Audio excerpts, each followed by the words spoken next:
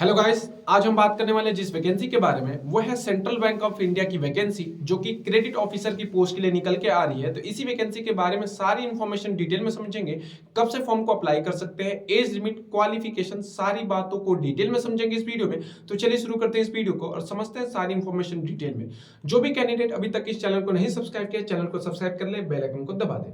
अगर हम बात करें इस वैकेंसी के बारे में तो ये जो वैकेंसी आई है सेंट्रल बैंक ऑफ इंडिया की वैकेंसी है, जो कि ये पब्लिक सेक्टर एक आपका गवर्नमेंट सेक्टर की वैकेंसी है, जिसके ऑनलाइन एप्लीकेशन फॉर्म 30/1/2025 मतलब आज से स्टार्ट हो रहे हैं और 20/2/2025 20 फरवरी 2025 तक इस फॉर्म को अप्लाई कर सकते हैं। फॉर्म ऑनलाइन अप्लाई होने वाला है और इसकी जो पेमेंट फीस है वो भी 30 तारीख से लेके 20 फरवरी 2025 तक आप क्या कर सकते हैं, इसका पेमेंट कर सकते हैं। ठीक है, अगर बात करें इसमें टोटल हमारा वैकेंसी के बारे में कि टोटल इसमें वैकेंसी कितनी आई है तो वो बता देता हूं आगे। इसमें टोटल वैकेंसी जो है यहाँ पे रखी गई है वो है क्रेडिट ऑफिसर की पोस्ट है। इसमें टोटल जो वैकेंसी है वो 1000 आई है, जिसमें एससी की 150, एसटी की 75, ओबीसी की 270 आई है, ईडब्ल्यूएस की 100, जनरल की 405 वैकेंसी आई। टोटल 100 वैकेंसी इसमें आई है। ठीक है, यहाँ पे अगर बात करें इस वैकेंसी के बारे में और सारी इंफॉर्मेशन डिटेल में तो वो है इस वैकेंसी से रिलेटेड क्या है कि credit officer in the main stream general banking का है। असिस्टेंट मैनेजर की ये पोस्ट रखी गई है। बेसिक पे आपका यहाँ पे जो रहने वाला है वो 48,438 से लेके रहने वाला है 62,480 के बीच में। ये इसका पे लेवल रहने वाला है। एलिजिबिलिटी क्या मांगा है कि आप इंडियन सिटीजन होने चाहिए, नेपाल भूटान के सिटीजन होने चाहिए। अब यहाँ पे जो इंपॉर्टेंट चीज है वो समझ लेते हैं। जो क्रेडिट ऑफिसर की ये जो पोस्ट आई है, मिनिमम क्वालिफिकेशन जो मिनिमम आपकी एज लिमिट इसमें रखी गई है वो 20 से 30 रखी गई है। अगर आपकी एज 20 से 30 है तो इस वैकेंसी के लिए एलिजिबल है।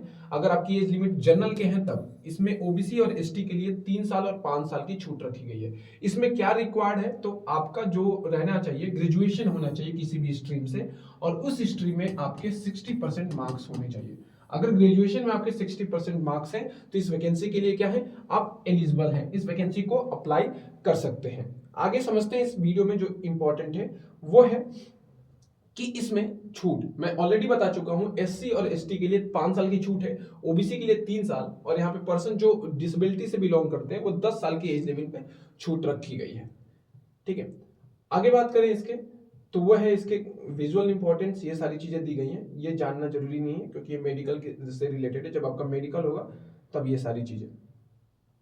इसके बाद जो वैकेंसी में सबसे इंपॉर्टेंट जो गाइडलाइन है वो समझ लेते हैं। आपके पास जो भी सर्टिफिकेट होगा वो सर्टिफिकेट आपके पास होना चाहिए। ये है इसका एग्जाम पैटर्न। एग्जाम पैटर्न की बात करूं तो इंग्लिश लैंग्वेज के क्वेश्चन होते हैं, 30 क्वेश्चन होंगे 30 नंबर के। इंग्लिश में रहेगा, 25 मिनट आपको मिलेंगे इस पेपर को करने के लिए। क्वांटिटेटिव एप्टीट्यूड 30 क्वेश्चन 30 नंबर का, इंग्लिश और हिंदी दोनों में रहेगा, 25 मिनट मिलेंगे इस पेपर को करने के लिए। रीजनिंग के 30 क्वेश्चन 30 नंबर के, हिंदी और इंग्लिश में 25 मिनट इसमें भी मिलेंगे आपको। जनरल अवेयरनेस और बैंकिंग से रिलेटेड क्वेश्चन 30 क्वेश्चन 30 नंबर के, 15 मिनट इसमें मिलेंगे। 120 क्वेश्चन रहेगा, 120 नंबर का पेपर रहेगा। और फिर आपका इंग्लिश लेटर और राइटिंग ऐसे का टेस्ट होगा जो कि 2 क्वेश्चन रहेंगे इसमें 30 नंबर के। एक क्वेश्चन 15 नंबर का रहने वाला है और 30 मिनट का ये पेपर आपका रहने वाला है। अगर ऑफिशियल वेबसाइट की बात करूं तो वो उसका लिंक डिस्क्रिप्शन में दे दूंगा, आप जाके वहां से देख सकते हैं। डिस्क्रिप्टिव पेपर जो होगा वो 50 नंबर का होने वाला है। There will be no negative marking, इसमें कोई भी आपकी निगेटिव मार्किंग नहीं रखी गई है। सबसे इंपॉर्टेंट कि पेपर में जो होगा निगेटिव मार्किंग कोई भी नहीं रखी गई। Each candidate will be required to obtain minimum score in the each test. Minimum जो क्वालिफिकेशन है आपको हर एक टेस्ट में पार करना जरूरी है, नहीं तो आप फेल माने जाएंगे।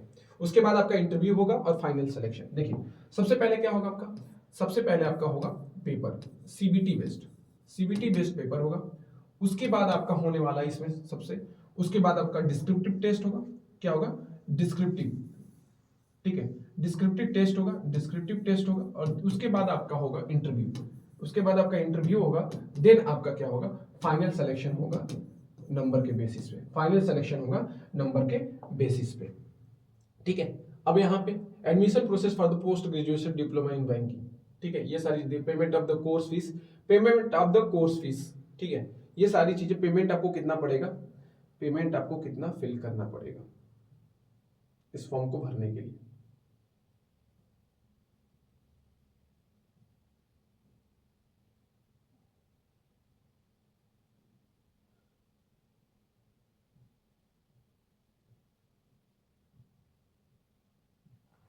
देखिए, इस वैकेंसी से रिलेटेड सारी इंफॉर्मेशन एक बार दोबारा मैं दोहरा देता हूँ।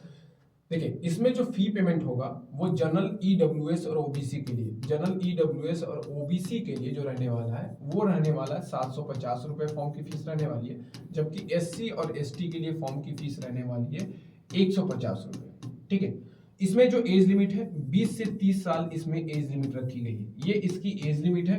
एज लिमिट आपकी इतनी होनी चाहिए और आपके पास इस वैकेंसी को अप्लाई करने के लिए ग्रेजुएशन होनी चाहिए।